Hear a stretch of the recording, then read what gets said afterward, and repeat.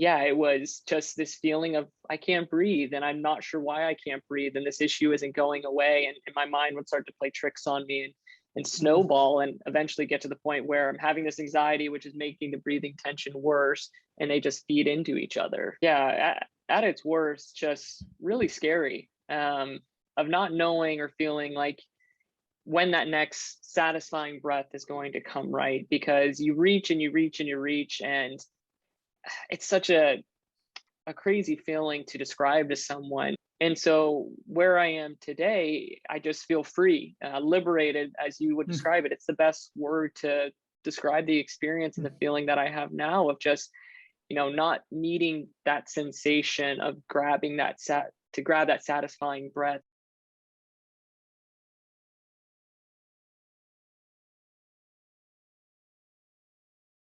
Yeah, I can just introduce you and say, for the folks at home, I've always wanted to say Yes. that. So for the folks at home, I'm here with my friend CJ, though we've never actually met before. We have Yep. emailed before, and I think you first emailed me back in 2019 Hmm. after reading my essay about natural breathing and air hunger and all that. And so we emailed a few times back and forth then. And then when I was sharing this new offering I had with the YouTube videos and the larger course, you very kindly wrote back and said that you'd be happy to share more of your story, or to share more of your experience around this too, so that people could hear different stories, which I think is a really good idea. And I hope I'd like to do more of that so people can hear Yeah. different perspectives, because everyone's journey with this is a little bit different usually. So CJ, you are in Portland and you in Oregon, and you first, I think, experienced breathing tension, air hunger in around 2018. Is that Hmm. right? That is, Yeah. yes. It was December 2018 when I first noticed it. But yes, thank you so much for having me, Simon. It's great to actually be putting a face to the name. I feel like I know you from reading your essay and watching your YouTube videos, and I'm excited to dive into your course further. But yeah, excited to share more about my Thank you, experience. So CJ. thanks for Yeah. having me. Yeah, I'm so glad. It was so kind of you to do this and to be willing to share your story, because I think it will help other people a lot to just get different perspectives on what this journey is like. The onset of it really came on December of 2018, like I mentioned, came out of nowhere, really. It was a Monday morning. My routine was to drive to the office, grab a cup of coffee, and really be working by around 6:30 a.m. or so. So I usually had a pretty early start. And I'll never forget having a few sips of my coffee and just feeling this onset of not being able to breathe. And I remember it Mm, so vividly. And I remember turning to my coworker and just saying, I feel like I'm having a heart attack. Like I cannot mm, catch my breath. My vision was starting to go blurry, and just lost complete focus. And my coworker, who's a good friend of mine, just said, "Hey, why don't you just step out and leave for the morning if you're not feeling good?" And I said, "That's probably a good idea." I ended up going on that day after I left work. I went to an urgent care clinic because here I was thinking I was having mm. an actual heart attack, and I was, WebMDing, reading all of the things you shouldn't be reading as far as when you're having a health scare or seemingly a health scare. And they prescribed me just an anti-anxiety medication that I took, and it calmed me down, but it didn't fix the root of the issue, which was me trying to essentially catch my breath. Mm, So that led me on a really long journey of seeing many different doctors, a naturopath, getting acupuncture, a lot of the same things that you had shared in your journey, which we can dive into a little bit further of those. But that was really the onset. And I think it was about 5 or 6 months before I stumbled across your essay. And that was really the first time that I felt like I was kind of getting closer to the answers that I needed. Say looking back on it, it mm, makes a lot of sense because I was under an incredibly amount of stress and pressure at work. mm, Just being overworked, frankly, and working 11 to 12-hour mm, days and really pushing the limits of what you should be doing in the workplace.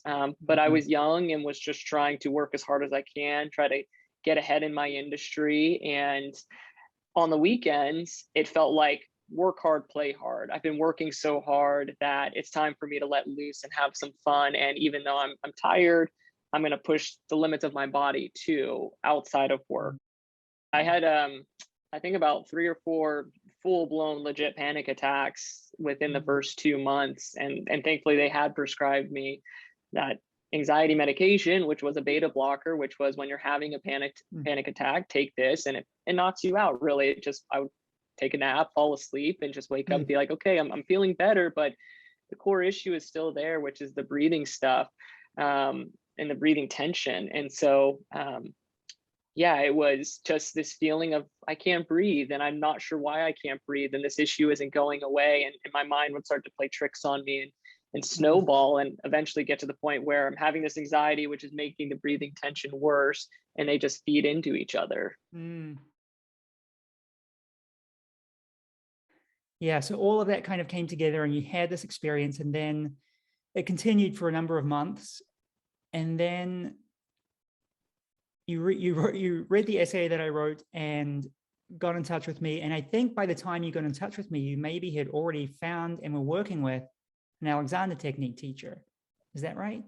Yes, yeah, I remember. I didn't email you right away because I wasn't sure if this was going to be the answer that I really needed. I was in that headspace that nothing was going to help at that point.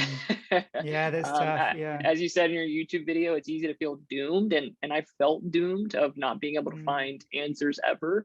But at that point, I was willing to try anything and everything. So yes, found an FM Alexander instructor, who at the time I sent her your essay because I had asked her when I called her and spoke to her initially if she was familiar with what I had just learned was called non-medical air hunger. And she said she hadn't worked with anyone before that had experienced that, but was absolutely willing to work with me. And so I sent her your essay, and she read through it before our first course or our first lesson together. And she was really happy that I sent it to her, just so that she kind of understood the perspective and some of what I was looking for by coming to see her. And so I think I had probably seen her for about 3 or 4 months before I did email you, because I was then starting to see a lot of really good progress and that I was on the right track. But I finally had started to see that progress was being made, and I was headed in the right direction. And so that's when I finally reached out to you and just said thank you, because you pointed me in the right direction. Well, it was, I remember I was reading your email again. It was, just really, it was, always a joyful occasion to like read someone's email when they're, when they're sharing their story and they're having this experience of having progress through the Alexander technique, or however they're finding progress. But I really appreciate the detail you went into as well. You shared, like in a very accurate way, I think, what your experience was like and the progress you were making. And then I think you had questions around, where does it go from here, or how does it unfold from here? And you gave me a really good response to that email and really good insight that's a difficult question to answer, right? Everyone's journey is a little bit different. Everyone's going to experience progress in a different way. And now in hindsight, granted that was 2 years ago that I emailed you, that makes so much more sense. Let's honor your teacher as well. It's Eve, right? Eve. It is Eve Bernfeld. Eve Bernfeld, right. So thank you to Eve, because clearly, clearly Eve has done an amazing job and is a wonderful teacher. And the two of you have worked really well together. And I can tell that you brought a lot of, clear intention and willingness to explore the whole process with her as well. And so when you get that match of a teacher who's able to really respond to the student and to work with him in that way, and the student who's willing to not know, we're willing to not know how it should be, but to actually be in a process of discovering how our system or our breathing wants to be, then a lot can shift. I would say the same. I agree with you that no one should white knuckle it as far as they can, try to get through the experience in the beginning, that maybe you'll work through the worst of it, because I think I was the other side of the spectrum, where if I hadn't found Eve or an Alexander instructor, I don't know where I would be today. Mm. So, encourage everyone who's going through this experience to, as early as you can, try to find someone, because it really will help you. But yeah, I didn't really know what to expect going into my first lesson with Eve. You had provided some good context into what that class structure may look like, but even now, I almost have a hard time describing to someone who asks, when I Mhm. have my lesson on a Sunday, like, oh, hey, sorry, I can't make it. I actually have a lesson that I'm going to. And they say, oh, what kind of lesson? And I say, well, it's called the Alexander breathing technique. And I'm like, oh, like breathing exercises. Is it yoga? I'm like, no, it's not yoga. And so I always just kind of categorize it as like a breathing training or a breathing lesson. And they're always trying to ask me, what do you do? Is it just deep breathing exercises? And I say, well, it is, but there's a lot more to it than that. It's very hands-on, it's very guided, it's very Mm. purposeful with what you're doing. And it's a lot of just trying to reconnect your mind with your body. And so I didn't realize how hands-on it was going to be. I didn't realize how much it was going to be focused on not trying to trick your body or trick your mind into doing something, but to just try to almost break this mold that's been formed within your body where you're so quick to try and react to something. And I think Mhm. that ties into that fight or flight symptom that you feel when you're struggling with the breathing tension, and trying to just kind of break that mold. And it was about the fourth or fifth class where I really did just start to notice the benefits of seeing her. And it wasn't just practicing with her in her classroom, it was taking the tools that she gave me and using those purposely outside of the classroom and incorporating those tools into my everyday life. And I followed everything that she told me. I practiced as much as I could, and I really started to reap the benefits of that. But you have to give yourself the grace of patience when you're going through something like this, because it can be really easy to get frustrated if you're not seeing the progress, or if you have 4 good days and then a really bad day. It's easy to kind of get down on yourself. So just working through those days and just making sure that you're utilizing the tools and the experience that you've been given. It sounds like you actually gave a lot of attention to this mode of being, this mode of working with yourself outside of the lessons with Eve as well. And so was that in like constructive rest, the lying down Yep. practice? Okay. Yeah. Yep, every day I was doing constructive rest for Yeah. about 20 to 30 minutes. Oh, wow. Um, Okay. yeah, Yeah. I was all in, and still am. I actually don't do as much constructive rest now. I don't feel the need to. And again, this is ties into the tools that you have in your tool bag, right? If Hmm. I have a bad day or a stressful day and I start to feel some of the tension kind of creeping in, I know that a constructive rest will be really good for me, and that I can use that tool in my tool bag. Um, but some of the tools that I use every day still, one of Eve's main things that she taught me is start with stop. Always Mm. take a mindful break before doing anything. We move in such a fast pace, and this was what was so ingrained with my workplace habits, was just having so much coming across my desk, just constantly having to juggle so many balls in the air at the same time. It's okay, watch out for this thing, watch out for this thing. You have to be like on the edge of your seat at all times, and giving Mm. yourself that grace, like I was saying, the patience to just say, okay, take a breath, don't do anything for 2 seconds, just relax, and then take on the next thing. And so I do Mm. that with my everyday life. Before I take a sip of water, start with stop. You don't need that water right Mm. this second. The water's still going to be there. Okay, great. I can take a sip of water now. Just giving yourself that time, and kind of that those short mental breaks that add up over time. Um, because it also ties into that tension, right? If I want this glass of water, it's really fast, I'm going to go for this glass of water. I'm going to move my head funny to get this glass of water. It's just Mm. being purposeful and mindful of the way that we're moving our bodies, and also kind of the way that we're using our brains in that respect for giving ourselves that patience. So there's a lot Mm. of tools that I still use almost subconsciously now, that I don't even realize I'm doing it anymore. But Yeah, certainly a lot of tools that I use every single day. And because of COVID, I actually haven't seen Eve in person since March of last year. And Mm. I was initially very concerned about that. And it wasn't like she fell off the face of the earth. She was still very much available for online lessons, but she'd be the first to tell you so much of what we do in her classroom is very hands-on and very much guided with how she helps to move your body and to restore that natural flow. Um, but it's been great that I haven't seen her since March of last year, but feel like I haven't needed to see her, which Mm. is incredible. So um, that goes to show you how much progress that I made with her in the year that I did see her, and all of the tools that she provided to me in that short amount of time that I've carried through a very stressful last year and a half.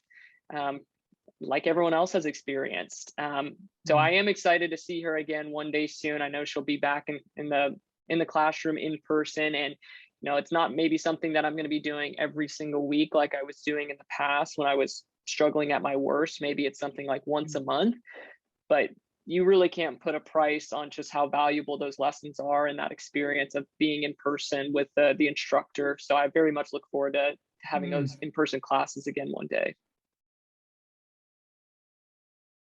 I wonder if you could tell us what your breathing and your body feels like now compared to, well, I'm interested in two things. First of all, compared to how you were before that fateful day in 2018, Hmm. but perhaps maybe tell us now how you feel in yourself compared to when this was at its worst, Hmm. when your breathing tension was at its worst. Yeah, at its worst, just really scary, of not knowing or feeling like when that next satisfying breath is going to come, right? Because you reach and you reach and you reach, and it's such a crazy feeling to describe to someone, of this satisfaction that you get when you do a yawn and you try 3 times and you just don't get that satisfying breath, but you yawn that fourth time really big and you're like, whew, okay, there it was. That was so satisfying. But deep down that you shouldn't need to do that. And so you reach and you reach and you reach, and it just becomes so uncomfortable that deep down you shouldn't be having to do this. It's not natural, but it feels so good to do it that you continue to do it. And so just having to think about something so consciously that you shouldn't have to think about 24/7 is a really scary thing. And I think that's what fed into so much of that anxiety and some of those panic attacks that I was having. Um, Before I even read your essay or got to know you, I remember speaking to one of my bosses at work and just describing what I was feeling, because it was interfering with my work, and I wanted my superiors in the workplace to know what I was struggling with. And I remember just going back to the fight or flight feeling of, I feel like my body is at the edge of fight or flight 24/7. Like Mm. usually your normal body, mind and body should be here.